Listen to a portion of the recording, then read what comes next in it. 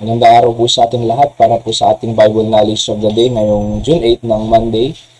Sa Proverbs chapter 23 verse or 21 verse 23, the Bible says, "Whoso keepeth his mouth and his tongue keepeth his soul from troubles." Yan po ang pamagat natin ngayong umaga, keepeth his soul from troubles. At tingnan po natin ang pwedeng mapulot natin mga principles dito. Yung keep it po dyan, shamar sa Hebrew word, ang ibig sabihin po ay guard, protect, and regard. Yan po, whoso regardeth his mouth and tongue, keepeth his soul from troubles. Whoso protect his mouth and tongue, keepeth his soul from trouble. Whoso regard his mouth and his tongue, keepeth his soul from troubles. O pagkikip, pagpro-protect, pag-guard, kumbaga gwardiyahan kung anong lumalabas sa ating pong bibig. And yung troubles po dyan, tsara sa Hebrew word, affliction, adversity, tribulation, distress, tightness. Yan po ang ibinigay ng Concordance Dictionary.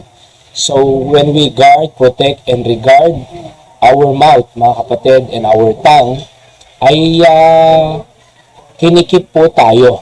In other words, sinilalayo po tayo sa tribulation, sa trouble, distress, adversity, or affliction. Mga bagay na yan sa ating pong buhay. So, napakapayapa pagka malayo ka sa tribulation.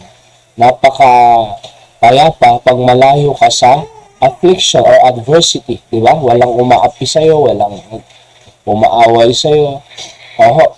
At napakasaya kung mababantayan talaga na. Alam niyo po, ang cause ng pag-aaway talaga ay yung dila. Sa katunayan, sabi ng Book of James ay pag hindi naingatan ng sinasabi, ay parang apoy na madalis kumalat at sinusunog ang buong syudad. So, yung chismis nga lang po ang daling kumalat sa iba-ibang lugar. Kahit sa abroad, may messenger na tayo, may Facebook pa. Pinopost pa sa Facebook yung asawa niya, yung nakautang, kung ano-ano Kaya nga po, pinakamaganda ay guard our mouth and tongue para malayo po tayo sa trouble. Diba? Nag-aaway ang mag-asawa dahil sa hindi nababantayan ang salita. At hindi kumbaga nagre-rebelde ang anak kasi hindi nababantayan ang salita. So, mayroong kaguluhan sa bahay kasi masakit, harsh, magsalita. So, kaya pinakamahalaga po yung sinasabi natin, siguraduhin natin na nakakatulong, nakaka-bless, nakaka-encourage, nakaka-motivate, at nagiging tulong sa mga taong kausap po natin araw-araw, lalo na po ang ating pamilya. Sa ating pong principles of the day, sabi ko dyan, number 1, keeping your tongue is keeping you from troubles.